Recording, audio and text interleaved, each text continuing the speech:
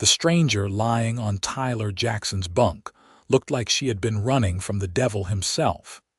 He stood in the doorway of his cabin, January wind howling behind him, staring at the woman curled under his worn blankets. Her dress was torn at the shoulder, mud caked on the hem, and her dark hair spilled across his pillow like spilled ink. Tyler had been gone 3 days checking his trap lines in the Montana wilderness surrounding Custer, and he had not expected to find anyone, let alone a woman, in his home when he returned. His hand went instinctively to the revolver at his hip, but he did not draw it. She did not look dangerous. She looked exhausted. Her face, even in sleep, held tension around her eyes and mouth. He could see the rise and fall of her chest, steady breathing that suggested she had been asleep for some time. The fire in the hearth had burned down to embers, which meant she had been here at least a few hours. Tyler closed the door quietly behind him, shutting out the bitter cold of the Montana winter. It was January of 1882, and the temperatures had been brutal this year.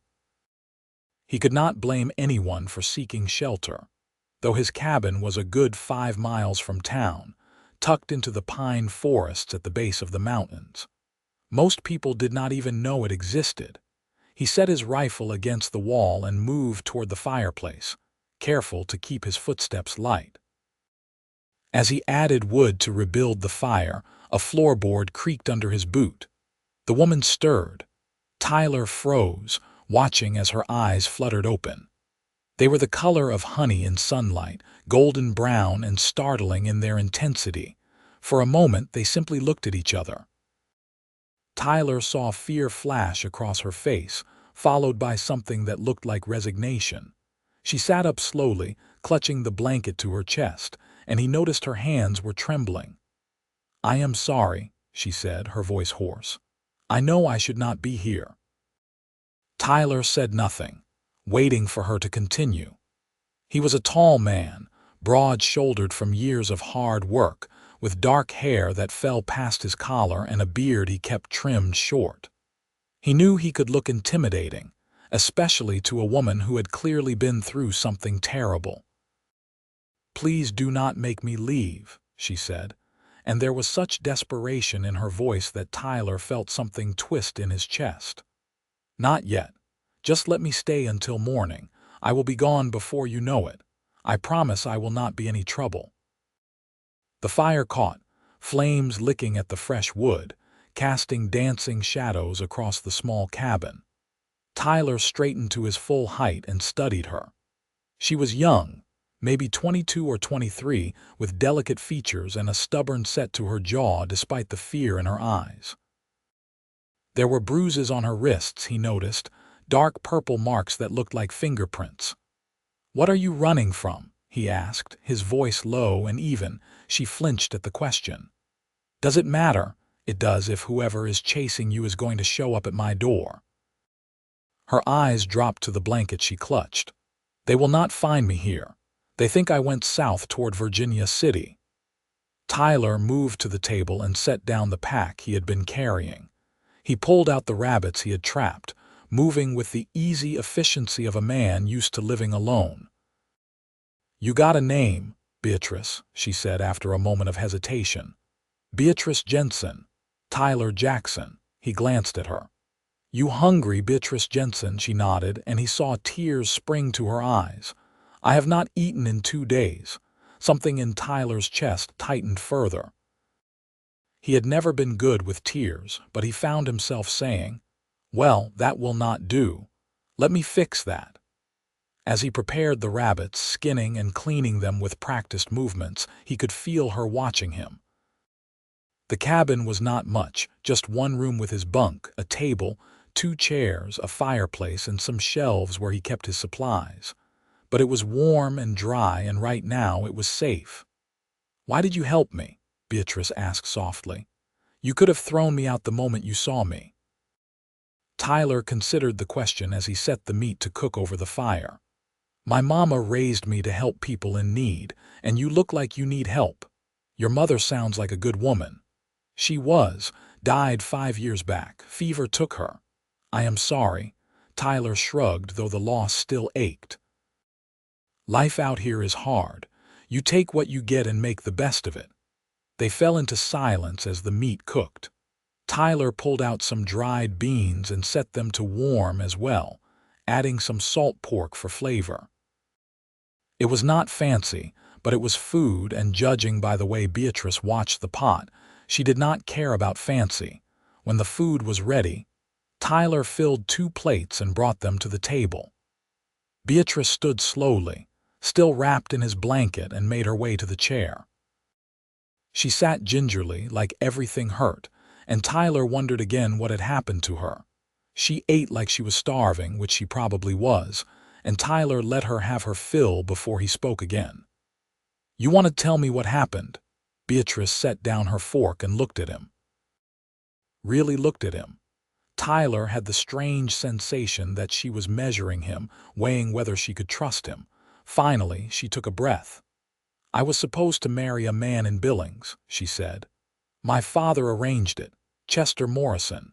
He owns a freight company and has more money than God. My father owed him a debt, and I was the payment."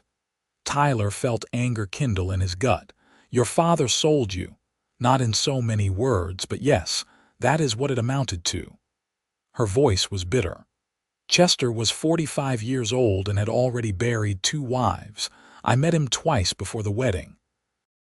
He seemed polite enough, if a bit cold, but on our wedding night—" She stopped, her hands clenching into fists on the table. "You do not have to tell me if you do not want to," Tyler said quietly. "He hurt me," she said, meeting his eyes. "Badly. And when I fought back, he said I needed to learn my place, that I was his property now, and he could do whatever he wanted with me. The next morning, I waited until he left for his office, and I ran. I took a horse from his stable and rode as hard as I could. I knew he would come after me, so I tried to cover my tracks. I left the horse in Virginia City and walked north. I was trying to get to Helena, where I have a cousin, but I got turned around in the woods. When I found this cabin, I was so cold and tired, I broke in. I am sorry." Tyler shook his head. "Do not apologize. You did what you had to do to survive. He will be looking for me. Chester is not the type of man to let anything go, especially not his wife. You are not his wife anymore. The law would say otherwise." Tyler leaned back in his chair. "The law says a lot of things, doesn't make them right." They looked at each other across the table, and Tyler saw hope flicker in her eyes. "You will let me stay the night? You can stay as long as you need to." Beatrice blinked, and a tear slid down her cheek. "Why would you do that? You do not even know me." Tyler thought about it. The truth was, he did not know why he was being so generous. He had been alone for a long time, ever since his mother died, and he liked his solitude. But something about this woman, about her courage and her desperation, called to something in him he had thought long dead. "Maybe I am tired of being alone," he said finally. "Or maybe I just cannot stand the thought of sending you back out into the cold to face a man who hurt you. Either way, you are welcome to stay." Beatrice covered her face with her hands and wept. Tyler sat awkwardly, unsure what to do. Finally, he stood and added more wood to the fire, giving her privacy to compose herself. When she looked up again, her eyes were red but determined. "Thank you. I will earn my keep. I can cook and clean and mend. I will not be a burden." "We will figure it out," Tyler said. That night, Tyler gave Beatrice the bunk and made himself a bedroll near the fire. She protested, but he insisted, and eventually exhaustion won out. She fell asleep almost immediately, her breathing evening out into the deep rhythm of true rest. Tyler lay awake for a long time, staring at the ceiling. He was 26 years old and had been on his own since his mother's death. He made his living trapping and hunting, selling furs and meat in Custer when he needed supplies. It was a lonely life, but it was his, and he had been content with it. Now, there was a woman in his cabin. A married woman, technically, though the thought of that bastard in Billings made Tyler's blood boil. He did not know what the next days would bring, but he knew one thing for certain. He was not going to let anyone take Beatrice Jensen back to a man who hurt her, not without a fight. The next morning, Tyler woke to the smell of coffee. He sat up, disoriented, and saw Beatrice at the stove, moving around his kitchen like she had been there for years.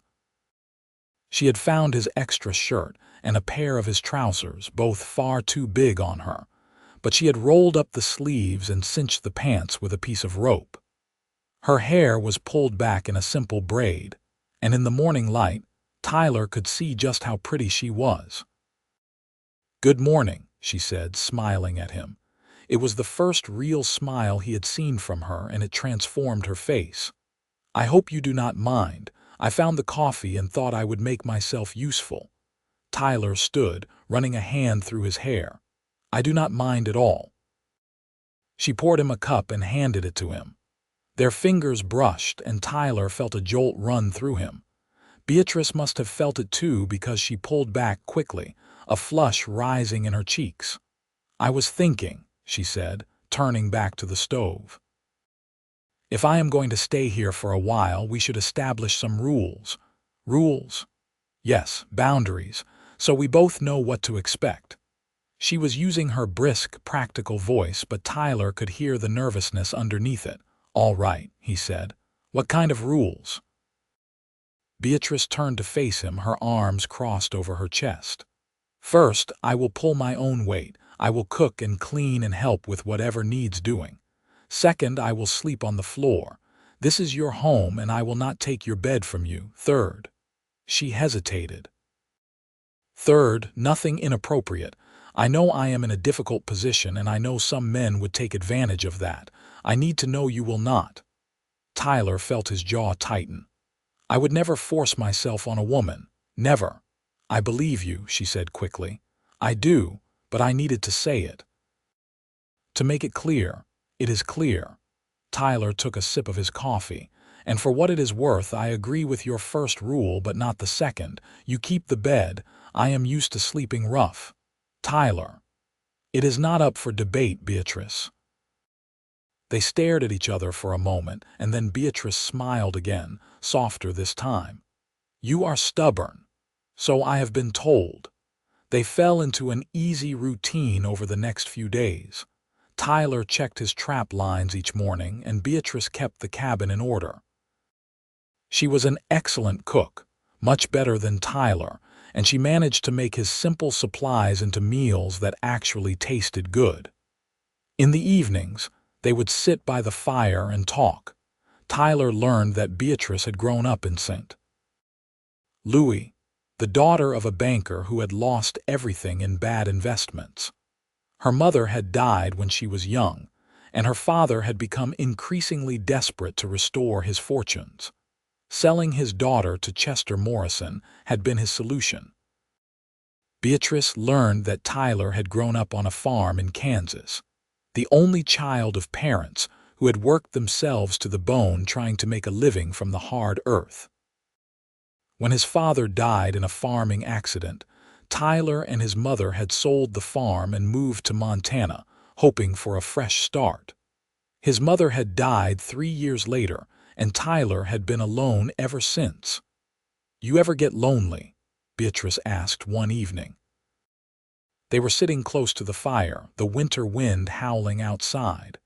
"Sometimes," Tyler admitted, "but lonely is better than being with the wrong people." "I used to think I would die of loneliness," Beatrice said softly. "In St. Louis, after my mother died, my father became so distant. And then with Chester," she shuddered. "I felt more alone with him than I ever had by myself." Tyler reached out and took her hand. It was the first time he had initiated physical contact, and he felt her fingers curl around his. "You are not alone now." "No," she said, looking at him with those honey-colored eyes. "I am not." Something shifted between them that night. The tension that had been building since the moment Beatrice woke up in Tyler's cabin crystallized into something undeniable. Tyler found himself thinking about her constantly, about the way she smiled, the sound of her laugh, the grace with which she moved through the small space of the cabin. He was falling for her, and that terrified him. 2 weeks after Beatrice had arrived, Tyler rode into Custer for supplies. It was a small town, just a main street with a general store, a saloon, a church, and a handful of houses. Tyler kept to himself mostly, but he was friendly enough with Martha Williams, who ran the general store with her husband. "Tyler Jackson," Martha said when he walked in. "Haven't seen you in a while. Everything all right up at your place?" "Everything is fine," Tyler said. "Just need some supplies." As Martha gathered the flour, sugar, coffee, and other items Tyler requested, she chatted about the town gossip. Tyler was only half listening until she said a name that made his blood run cold: Chester Morrison. Tyler's head snapped up. "What about him?" Martha looked surprised by his sudden interest. "Well, he has been in town the last few days. Apparently his wife ran off and he is looking for her. Been asking around if anyone has seen a young woman with dark hair, traveling alone. Said she was confused, not in her right mind, and he is worried about her safety." Tyler forced himself to keep his expression neutral. "That's so, hum. He has got a couple of men with him. They have been checking all the boarding houses and asking questions. Sheriff Thompson is helping them." Martha leaned in conspiratorially. "Between you and me, I do not like the man. Something about him makes my skin crawl." "Trust your instincts," Tyler said.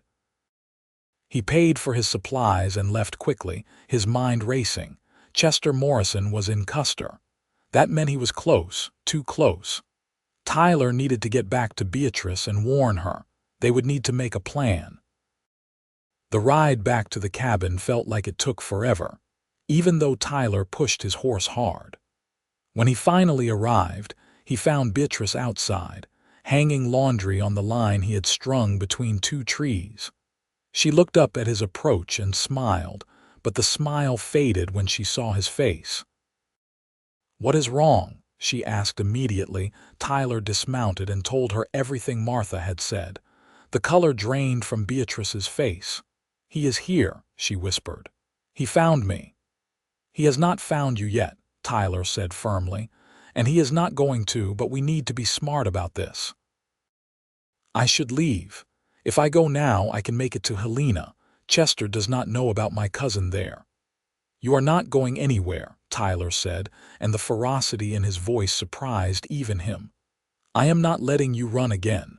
Beatrice looked at him, her eyes wide. "Tyler, if he finds me here, he will take me back, or worse. And if you try to stop him, he will have you arrested for harboring his wife. You could go to jail." "I do not care. You should care. This is your life." Tyler stepped closer to her, close enough that he could see the flecks of gold in her eyes. "Beatrice, I—" He stopped, the words caught in his throat. "What?" she asked softly. "I care about you," he said. "More than I should, probably, but I do. And I am not going to stand by and let that bastard take you back to a life of misery." Beatrice's eyes filled with tears. "I care about you too, so much, but I cannot let you throw away your life for me." "Then what do we do?" They stood there, the cold wind whipping around them, the weight of the situation pressing down on them both. Finally, Beatrice spoke. "We could leave," she said. "Both of us. We could go somewhere he will not find us. Canada, maybe, or California." Tyler considered it. He had built a life here in Montana, but it was a solitary life, and the truth was, he had never been particularly attached to any one place. What mattered was the person you were with, and the woman standing in front of him mattered more than anything. "All right," he said. "We will leave. But we need to be smart about it.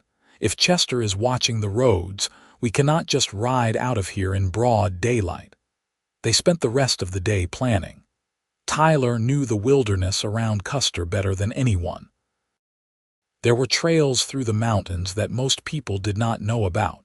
paths that would take them north toward the Canadian border without having to go through any towns. It would be hard traveling in winter, but Tyler was confident they could make it. That night, as they sat by the fire going over their plans one more time, Beatrice said, "I want you to know something." Tyler looked up from the map he had been studying. "What?" "These past few weeks with you have been the happiest of my life," she said. "I know that probably sounds strange, given the circumstances, but it is true. For the first time in years, I feel safe. I feel like I can breathe, and that is because of you." Tyler felt his throat tighten. "Beatrice." "I am falling in love with you, Tyler Jackson," she said, her voice steady and sure. "I do not know if that is wise or foolish or some combination of both, but it is the truth." Tyler crossed the small space between them and pulled her into his arms. She came willingly, her hands clutching his shirt as he held her close. "It is not foolish," he said into her hair, "because I am falling in love with you too." She pulled back just enough to look up at him, and then she kissed him. It was soft and sweet and full of promise, and Tyler felt like his heart might burst out of his chest. He kissed her back, gentle but passionate, pouring all the feelings he had been holding back into that one moment. When they finally broke apart, Beatrice was smiling through her tears.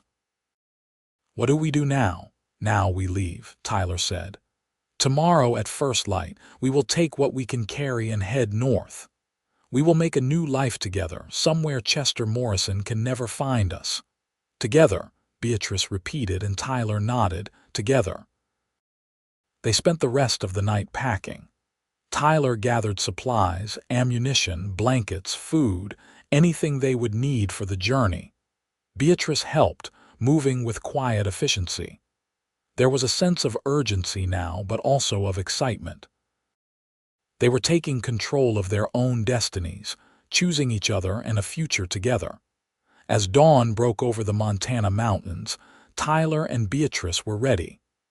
They had 2 horses, packs loaded with supplies, and a destination in mind. Tyler took one last look at the cabin that had been his home for the past 5 years, and then he turned away.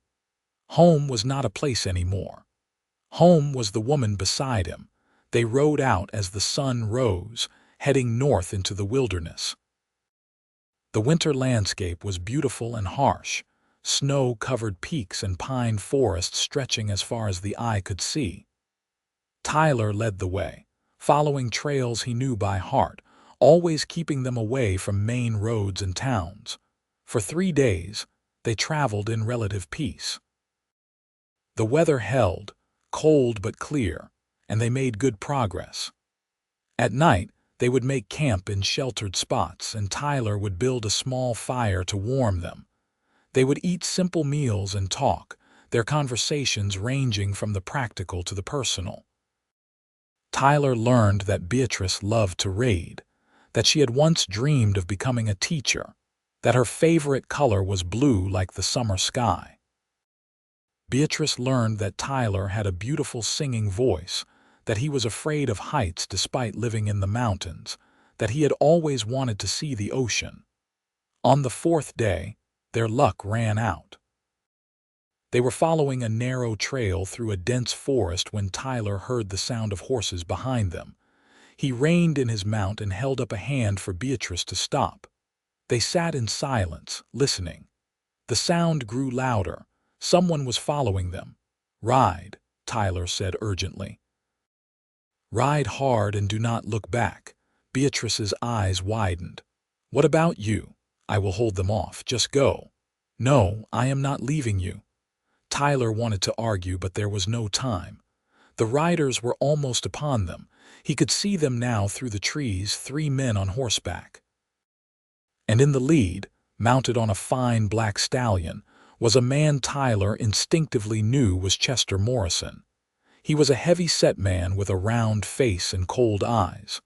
The 2 men with him looked like hired guns, hard-eyed and dangerous.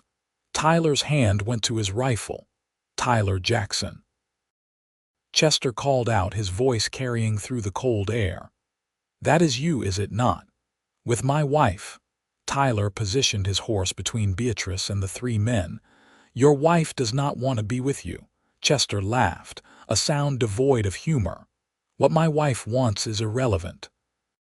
She belongs to me, by law and by God. Now step aside, Mr. Jackson, and let me take what is mine."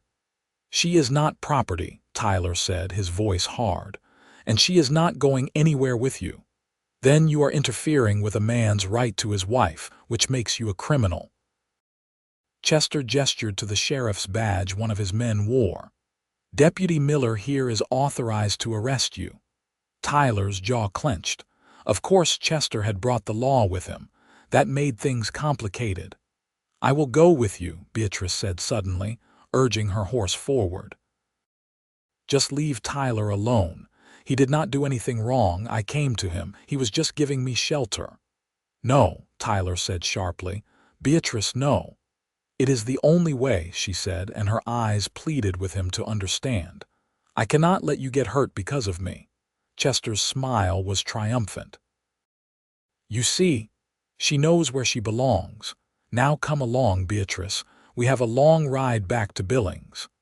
Beatrice dismounted, her movements slow and resigned. Tyler watched, feeling helpless and furious. This could not be how it ended. He would not allow it. As Beatrice walked toward Chester's horse, Tyler made his decision. He pulled his rifle and aimed it at Chester. The two hired men immediately drew their weapons, but Tyler did not waver. "She is not going with you," Tyler said. "Mr. Jackson, put down that rifle," the deputy said. "You are only making this worse for yourself." "I do not care. She is not going back to a man who hurts her." Chester's face darkened. "What lies has she been telling you? I never hurt her. She is my wife, and I have every right to discipline her when she misbehaves." "Discipline?" Tyler's finger tightened on the trigger. "You beat her. I saw the bruises." "That is between a husband and wife. Now lower your weapon before Deputy Miller arrests you for threatening my life." The standoff stretched out, tension thick in the air. Tyler knew he was outgunned. Even if he shot Chester, the other two men would kill him before he could reload. But he could not just let Beatrice go. There had to be another way. "Tyler, please," Beatrice said, her voice breaking. "Put the gun down. I will be all right." "You will not be all right.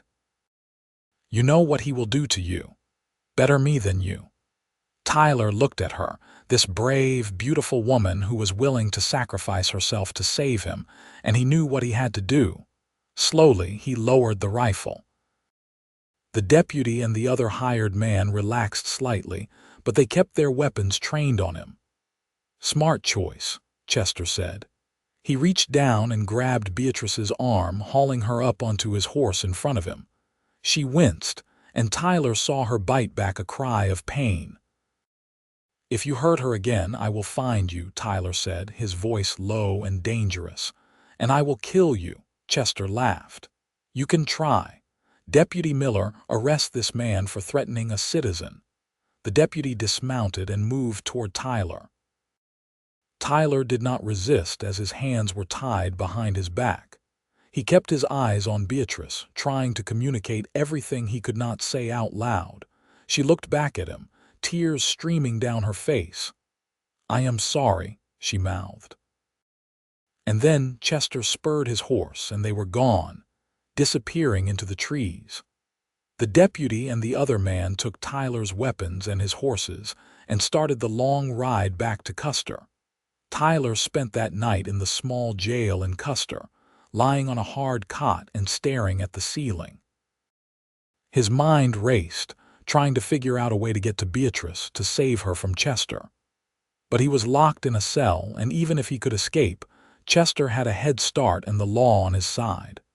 The next morning, Sheriff Thompson came to see him.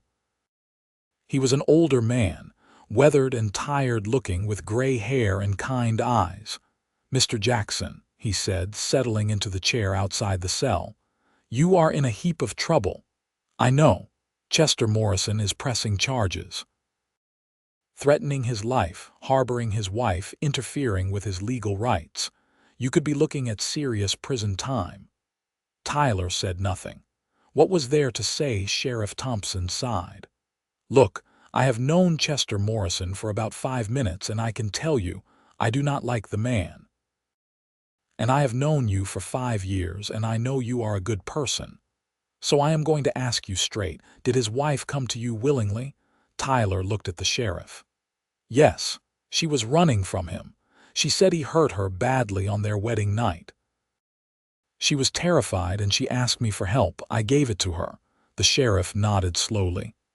"That is what I thought. Here is the problem. Legally, she is his wife. He has the right to take her back, and you do not have the right to stop him. But morally," he shook his head. "Morally, this whole thing stinks. Can you help her? I do not know. I can maybe poke around a bit, ask some questions in Billings. But if there is no proof of abuse, my hands are tied." Tyler gripped the bars of the cell. "There are bruises. I saw them myself. Marks on her wrists like fingerprints. And I am sure there are more. Bruises fade, Mr. Jackson. And even if I could prove he hurt her, the law does not give wives much protection from their husbands. It is a sad fact, but it is true." Tyler slumped back on the cot. He felt defeated in a way he had never experienced before. He had fought to protect Beatrice, and he had failed. "I will do what I can," Sheriff Thompson said, standing. "But you need to prepare yourself for the possibility that this does not end the way you want it to." The sheriff left, and Tyler was alone again with his thoughts. Hours passed. The winter sun moved across the sky, casting long shadows through the small barred window of his cell. Tyler thought about Beatrice, wondered where she was, if Chester had already taken her back to Billings. The thought of her suffering made him feel physically ill. As darkness fell, Tyler heard the door to the sheriff's office open. There were voices, low and urgent. Tyler sat up, straining to hear. "Are you sure?" That was Sheriff Thompson. "Positive, sir. Saw it with my own eyes." Tyler did not recognize the second voice. Footsteps approached, and Sheriff Thompson appeared at the cell door with a young man Tyler recognized as one of the ranch hands from a spread east of town. "Mr. Jackson," the sheriff said, "this is Billy Henderson. He has got some information I think you will want to hear." Billy nodded at Tyler. "I was riding back from Billings yesterday when I saw Chester Morrison and his men at a camp off the main road. They had a woman with them, tied to a tree. Morrison was drunk and he was hitting her, calling her terrible names. I wanted to help, but there were 3 of them and 1 of me, and they were all armed." Tyler's hands clenched into fists. "Was she all right?" "She was alive, but she was hurt. I am sorry I could not do more." Tyler looked at Sheriff Thompson. "Is that enough? Is that proof?" The sheriff's expression was grim. "It is the testimony of one witness to an event that happened outside of my jurisdiction, but it is something. I can send a telegram to the sheriff in Billings. Let him know there is a witness to Morrison abusing his wife. Will that be enough to get her away from him? I do not know, but it is a start." It was not enough for Tyler. He paced his cell like a caged animal, his mind working furiously. There had to be a way to get to Beatrice, to save her from that monster. He could not just sit here and wait while she suffered. That night, Tyler made a decision. He was going to escape, and he was going to go after Beatrice, law or no law. He had given up without a real fight once before, and he was not going to do it again. The problem was, Sheriff Thompson ran a tight jail. The cell was secure, and the sheriff slept in a room adjacent to the office. Tyler would need a distraction, and he would need it soon, before Chester got Beatrice all the way back to Billings. Luck, it turned out, was on his side. Just after midnight, a commotion erupted in the street outside. Tyler heard shouting and the sound of breaking glass. The sheriff rushed out to investigate, and Tyler saw his chance. The ring of keys hung on a hook just outside his cell, tantalizingly close. Tyler reached through the bars, straining, his fingers brushing the metal. Almost there. He stretched further, ignoring the bite of the bars against his shoulder, and finally hooked the keys with one finger. He had them. Moving quickly, Tyler unlocked the cell and eased out into the office. His rifle and revolver were locked in a cabinet, which he broke open with a heavy chair. He took his weapons, grabbed his coat and hat, and slipped out the back door. The town was in chaos. Apparently, a fight had broken out in the saloon, spilling into the street. Men were shouting and throwing punches, and no one paid any attention to Tyler as he made his way to the livery stable. His horses were there, along with the supplies Chester's men had taken from him. Tyler saddled up quickly and rode out of town, heading north toward the road to Billings. He pushed the horse hard, riding through the night. The cold was brutal, but Tyler barely felt it. All he could think about was Beatrice, about finding her before it was too late. As dawn broke, Tyler spotted a campfire in the distance. He dismounted and approached on foot, moving silently through the trees. As he got closer, he could see 3 figures around the fire and a 4th, smaller figure tied to a tree a short distance away. Beatrice. Tyler's heart leaped. She was slumped against the ropes that bound her, her head hanging down, but she was alive. Chester and his 2 men were passing a bottle between them, laughing about something. Tyler crept closer, keeping to the shadows. He needed a plan. 3 armed men against 1 was not good odds, even if Tyler had the element of surprise. He would have to be smart about this. As he watched, one of the hired men stood and walked off into the woods, likely to relieve himself. That left 2. Tyler waited until the man was out of earshot, then made his move. He stepped out of the trees, his rifle raised. Chester Morrison. The 3 men spun around. Chester's face went purple with rage when he saw Tyler. How did you get out of jail? Does not matter. Let her go. The deputy reached for his gun, but Tyler swung the rifle toward him. I would not if I were you. You are making a big mistake, Jackson, Chester said. You will hang for this, maybe, but you will be dead, so you will not get to see it. Tyler, no, Beatrice said, lifting her head. Her face was battered, one eye swollen shut, and Tyler felt a fresh wave of rage wash over him. Look what he did to you, Tyler said, his voice shaking. I am not letting him take you back. There are 3 of us and 1 of you, the deputy said. You cannot win this. I can kill Morrison before you get me. Is that what you want? The standoff stretched out. Tyler could see the deputy calculating, weighing his options. The other hired man had returned and was standing at the edge of the clearing, hand on his gun. Everyone just calm down, a new voice said. Tyler's heart sank as he realized there were now 4 men against him. But when he glanced over, he saw that the newcomer was not one of Chester's men. It was Sheriff Thompson, and he was pointing his own rifle at Chester and his companions. Sheriff, Chester blustered. Thank God you are here. This man is a fugitive. He broke out of jail and is threatening my life. I heard, Sheriff Thompson said mildly. I also heard from the sheriff in Billings. Seems you have got quite a reputation there, Mr. Morrison. Several people willing to testify that you beat your first 2 wives. One of them ended up dead under mysterious circumstances. Chester's face went white. That is slander. Is it? Because the sheriff in Billings is very interested in talking to you about it, and about what you did to your current wife.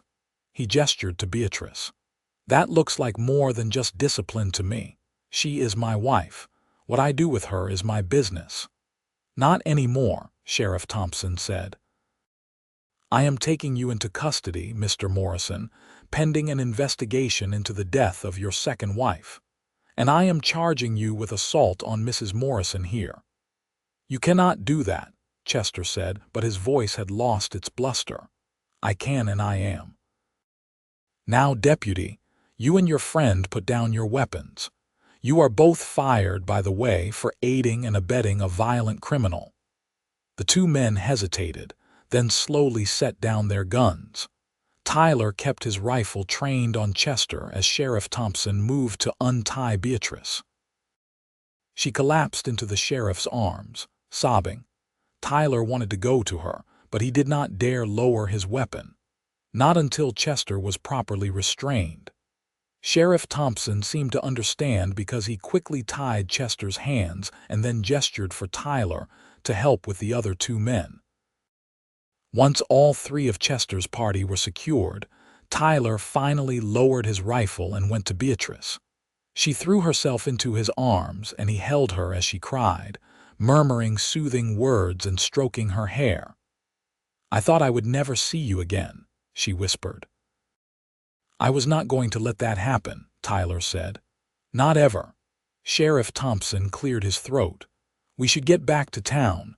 I need to get Morrison locked up and Mrs. Morrison needs to see a doctor."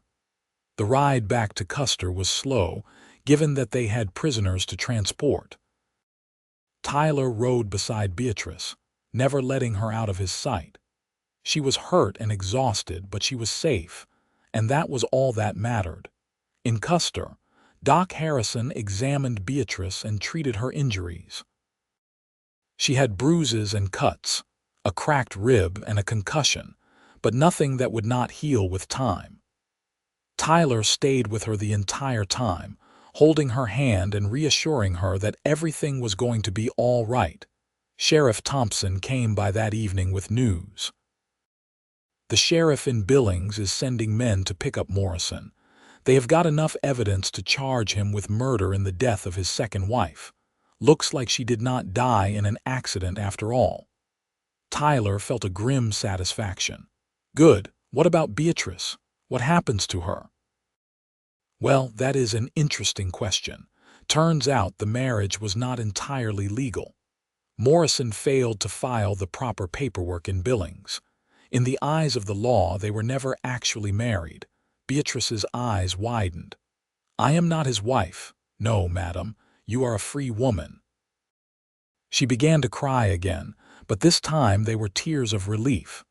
Tyler pulled her close and she buried her face in his chest. Sheriff Thompson tipped his hat. "I will leave you two alone. Tyler, I am going to overlook the whole jailbreak thing given the circumstances. Consider it my wedding gift to you." Tyler looked up, startled. "Wedding gift," the sheriff grinned. "You are going to marry this woman, are not you? Only proper thing to do given you have been living together." Tyler looked down at Beatrice, who was looking back up at him with those honey-colored eyes. "I have not exactly asked her yet." "Well, what are you waiting for?" After the sheriff left, Tyler and Beatrice sat in the small room at the boarding house where she was recovering. Tyler was nervous, which was ridiculous. He had faced down armed men and survived harsh winters and lived alone in the wilderness. But asking this woman to marry him felt more terrifying than any of that. "Beatrice," he started, then stopped. "How did you propose to someone?" He had never done this before. "Yes." She was smiling at him, and Tyler thought she had never looked more beautiful, even with the bruises and cuts. "I love you," he said. "I know we have not known each other very long, and I know the circumstances have been crazy, but I love you. You are the bravest, strongest, most amazing person I have ever met, and I cannot imagine my life without you in it." He took her hand. "Will you marry me? For real this time, with a real wedding and a real marriage?" Beatrice's smile grew wider. "Yes. Yes, Tyler Jackson, I will marry you." Tyler felt like his heart might burst. He leaned in and kissed her, gentle because of her injuries, but full of love and promise. When they broke apart, Beatrice was laughing and crying at the same time. "I cannot believe this is real," she said. "A few months ago I thought my life was over. And now I have you and I am free, and I get to choose my own future." "We get to choose it together," Tyler corrected. They were married 2 weeks later in the small church in Custer.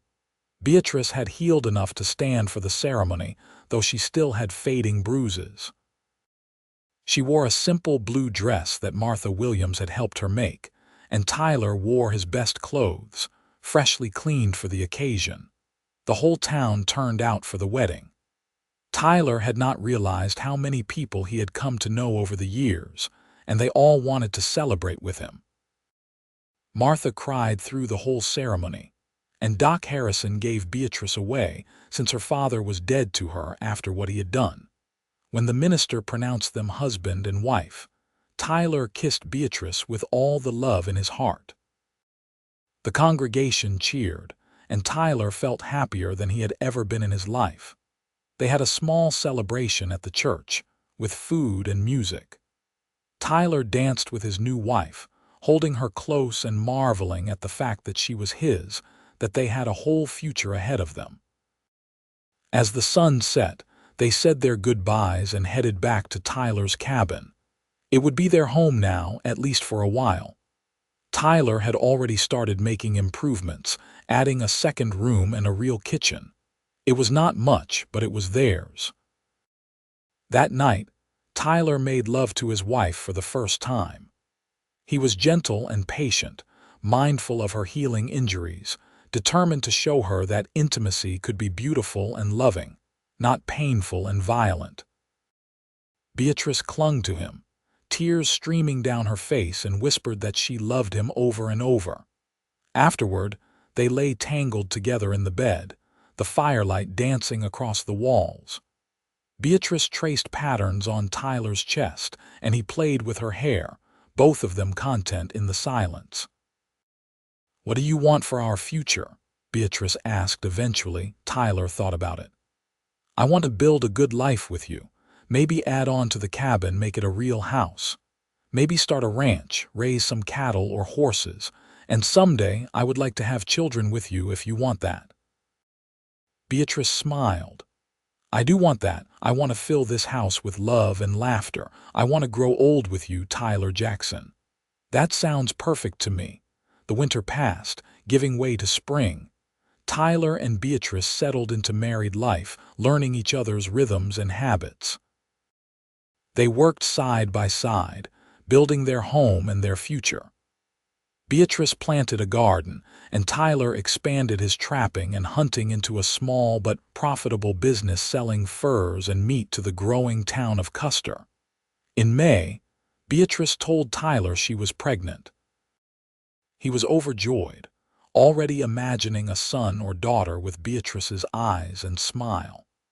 They spent the summer preparing, building a cradle and gathering supplies for the baby. Their son was born in January of 1883, exactly 1 year after Beatrice had first appeared in Tyler's cabin. They named him Thomas, after Tyler's father, and from the moment Tyler held his tiny son in his arms, he knew his life was complete. Beatrice was a natural mother, patient and loving. Tyler would often come in from working outside to find her singing to Thomas, her voice sweet and pure. The cabin that had once been so quiet and lonely was now filled with the sounds of family. When Thomas was 2, Beatrice gave birth to twin girls, Sarah and Emma.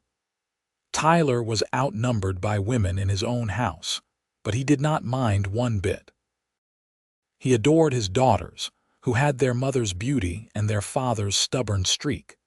The years passed in a blur of joy and hard work.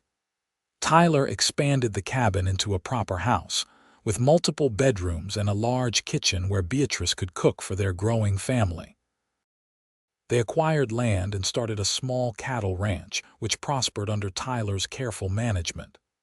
By 1890, Tyler and Beatrice had been married for 8 years and had 5 children. Thomas, who was 7, the twins Sarah and Emma, who were 5, and 2 younger boys, James and Daniel.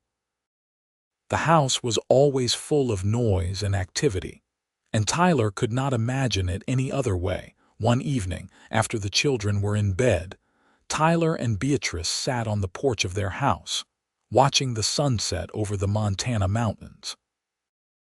Beatrice leaned against Tyler's shoulder and he wrapped his arm around her. "You ever think about that night?" Beatrice asked. "When you found me in your cabin?" "Sometimes," Tyler admitted. "I think about how different my life would be if you had not been there, how empty it would be." "I was so scared," Beatrice said softly. "I did not know if you would help me or turn me away. And then you said I could stay and everything changed." Tyler kissed the top of her head. "I am glad you said what you did. Please do not make me leave." Those words changed both our lives. "For the better," Beatrice said firmly. "Definitely for the better." They sat in comfortable silence, watching as the sky turned from gold to pink to deep purple. Inside the house, Tyler could hear one of the children calling out in their sleep, and Beatrice started to rise, but Tyler held her back. "I will go," he said. "You rest." He went inside and found that it was Thomas who had called out. His oldest son was sitting up in bed, looking troubled. "Papa, I had a bad dream." Tyler sat on the edge of the bed and pulled Thomas into a hug. "It is all right. Dreams cannot hurt you. Will you stay until I fall asleep?" "Of course." Tyler sat with his son until Thomas's breathing evened out into sleep. As he stood to leave, he looked around the room at his sleeping children and felt overwhelming gratitude. This life, this family, was more than he had ever dreamed possible. When he returned to the porch, Beatrice was still there, waiting for him. Tyler sat down beside her and took her hand. "I love you, Beatrice Jackson," he said. "I will love you until the day I die. And I love you, Tyler Jackson. You saved me in more ways than you will ever know." "We saved each other," Tyler said. As the stars came out overhead, Tyler thought about the journey that had brought them to this moment. It had not been easy. There had been danger and heartbreak and fear. But there had also been love, fierce and true and enduring. And that love had built something beautiful, something lasting. The years continued to pass, bringing new joys and new challenges. The children grew, each developing their own personalities and dreams. Thomas was serious and hardworking, already showing signs of becoming a rancher like his father. The twins were inseparable, always getting into mischief together. James was quiet and thoughtful, preferring books to outdoor work. And Daniel, the baby, was fearless and wild, constantly giving his parents heart attacks with his antics. Tyler taught his sons to ride and rope and work the land. Beatrice taught her daughters to read and cook and be strong women who knew their own worth. Together, they created a home filled with love and laughter. In 1895, when Tyler was 39 and Beatrice was 35, they welcomed their sixth and final child, a daughter they named Grace. She was a surprise, coming years after Daniel, but she was cherished by the entire family. The older children doted on their baby sister, and Tyler and Beatrice marveled at how much love they still had to give. As Tyler's reputation as a fair and honest rancher grew, so did his business. He hired men to help with the cattle and the land, and the ranch became one of the most successful in the region. But Tyler never forgot where he came from or the woman who had changed his life. Every year on their anniversary, Tyler and Beatrice would take a day just for themselves. They would ride out to the old cabin where they had first met, which Tyler had maintained over the years. They would sit inside, holding hands, and remember that cold January night when their lives had intersected. "You have any regrets?" Tyler asked Beatrice on their 20th anniversary. Beatrice looked around the cabin, then back at her husband. "Not a single one. You. Only that I did not find you sooner." They had weathered storms together, both literal and figurative. There had been hard winters and dry summers that threatened the ranch. There had been illnesses and injuries that scared them. But through it all, their love had remained constant, a foundation they could always rely on. As their children grew into adults, Tyler and Beatrice watched with pride as each found their own path. Thomas took over the day-to-day running of the ranch, proving himself to be as capable as his father. Sarah married a schoolteacher and moved to Helena, where she opened a school for girls. Emma became a nurse, dedicating herself to helping others. James went east to college and became a lawyer, fighting for justice for those who could not fight for themselves. Daniel joined the cavalry, seeking adventure. And Grace, their youngest, showed signs of becoming an artist, her drawings and paintings showing remarkable talent. Tyler and Beatrice became grandparents in 1900, when Sarah had a son. More grandchildren followed over the years, filling the ranch with young voices during visits. Tyler loved being a grandfather, spoiling his grandchildren in ways he had never spoiled his own children. One summer evening in 1910, Tyler and Beatrice, now in their 50s, sat on their porch watching the sunset. They had been married for 28 years, and Tyler still felt the same rush of love when he looked at his wife as he had that first day. Beatrice had aged gracefully, her dark hair now streaked with silver, lines around her eyes from years of smiling. Tyler's beard was more gray than dark now, and his body bore the marks of decades of hard work. But they were still together, still in love. "I have been thinking," Beatrice said, "about writing down our story, for the grandchildren so they know how we met." Tyler smiled. "That is a good idea. They should know that love can come from the most unexpected places. And that sometimes the bravest thing you can do is ask for help when you need it." Tyler took her hand and raised it to his lips. "Please do not make me leave." Those 6 words changed everything. "They did," Beatrice agreed. "They brought me home." As the sun dipped below the horizon, painting the Montana sky in brilliant shades of orange and red, Tyler reflected on the life he and Beatrice had built together. From that desperate night when a frightened woman had sought refuge in his cabin to this moment, surrounded by family and love, it had been an incredible journey. They had faced down evil and emerged stronger. They had built a family and a legacy. They had loved each other through good times and bad, never wavering in their commitment. And they had created something beautiful from the ashes of Beatrice's old life. The ranch continued to thrive under Thomas's management, ensuring that future generations of Jacksons would have a place to call home. Tyler had made arrangements to ensure Beatrice would be taken care of for the rest of her life, no matter what happened to him. Not that he planned on going anywhere anytime soon. He intended to live to be 100, spending every possible moment with the woman he loved. As darkness fell, Tyler and Beatrice went inside their home. The house was quiet with just the 2 of them there, the children all grown and living their own lives. But it did not feel empty. It felt peaceful. That night, lying in bed with Beatrice in his arms, Tyler thought about everything they had been through together. The fear and the danger, the joy and the love. He would not change a single moment of it. Every trial had made them stronger. Every challenge had brought them closer. "I love you," he whispered into Beatrice's hair. "I love you too," she murmured back, already half asleep. Tyler closed his eyes, content. This was his life. This was his legacy. Not the ranch or the money or the reputation, but this woman in his arms and the family they had created together. That was what mattered. That was what would last. The years continued to unfold, bringing new adventures and new memories. Tyler and Beatrice traveled together, visiting their children and grandchildren scattered across Montana and beyond. They saw the world changing around them, the Wild West becoming more settled and civilized. But some things remained constant, and their love was one of them. In 1920, Tyler and Beatrice celebrated their 38th anniversary.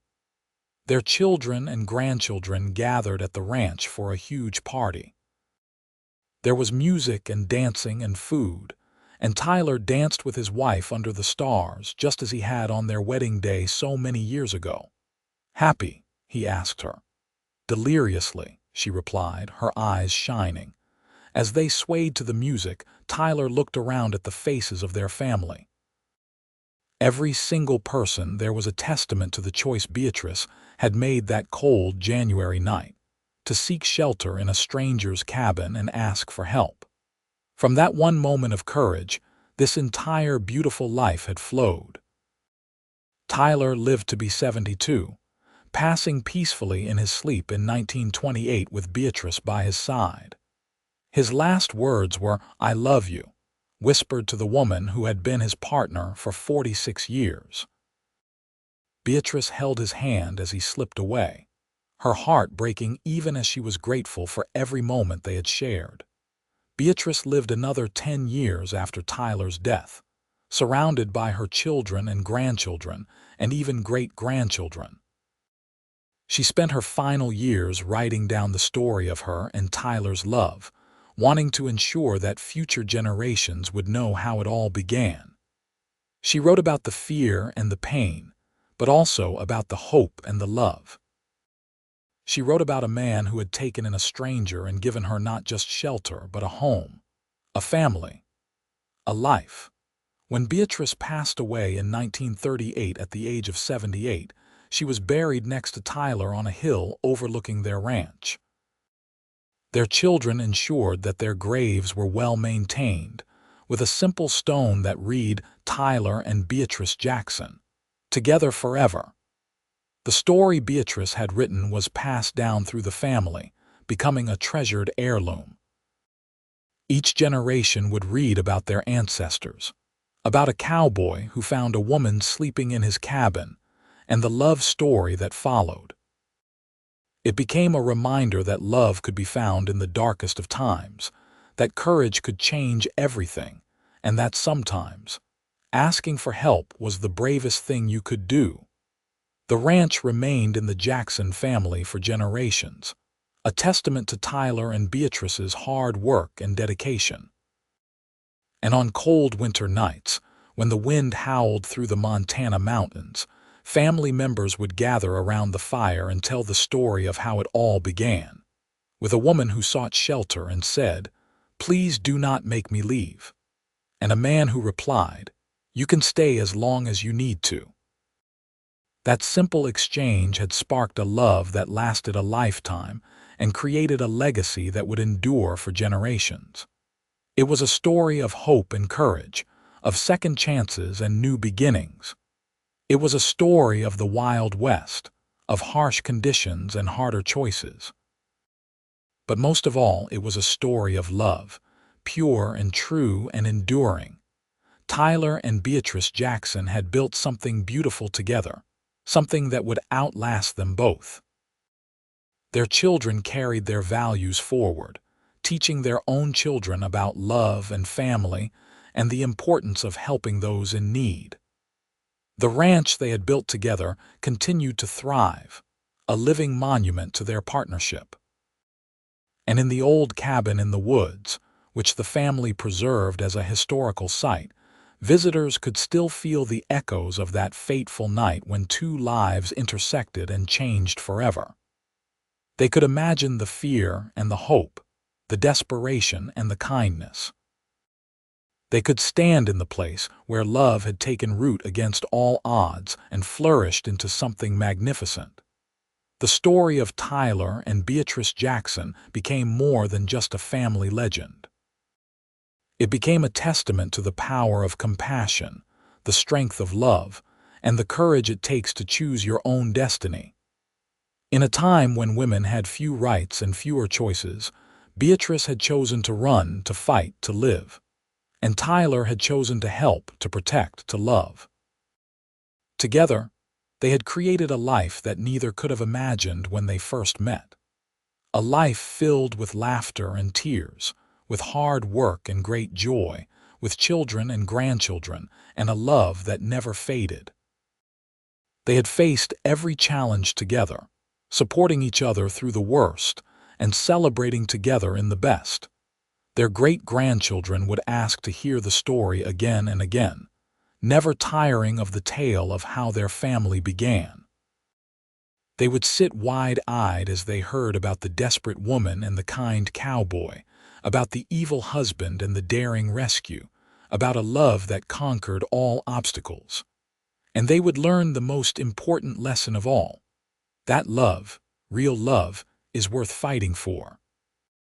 That sometimes the bravest thing you can do is open your heart to someone, to trust them with your deepest fears and greatest hopes. That a chance encounter can change the course of your entire life if you are brave enough to seize it. Tyler and Beatrice's story lived on, a beacon of hope in a world that could often be dark and cruel. It reminded people that goodness existed, that heroes could be found in the most unlikely places, and that love really could conquer all. In the end, that was their true legacy. Not the ranch or the money or even the family, important as those things were. Their true legacy was the proof that love, courage, and compassion could transform lives and create something beautiful from even the most desperate circumstances. And so the story of Tyler and Beatrice Jackson, the cowboy and the woman he found sleeping in his cabin, the woman who asked him not to make her leave, and the man who gave her a home, lived on. It was told at family gatherings and written in family histories. It was preserved in Beatrice's own words and in the memories of those who had known them. It was a story that would never die, because it spoke to something fundamental in the human heart: the need for love, for acceptance, for a place to belong. Tyler and Beatrice had given each other all of that and more. They had given each other everything. And when their descendants looked up at the stars over Montana, at the vast wild sky that Tyler and Beatrice had loved so much, they could imagine them there together, still holding hands, still in love, still together, just as they had promised each other they would always be, forever.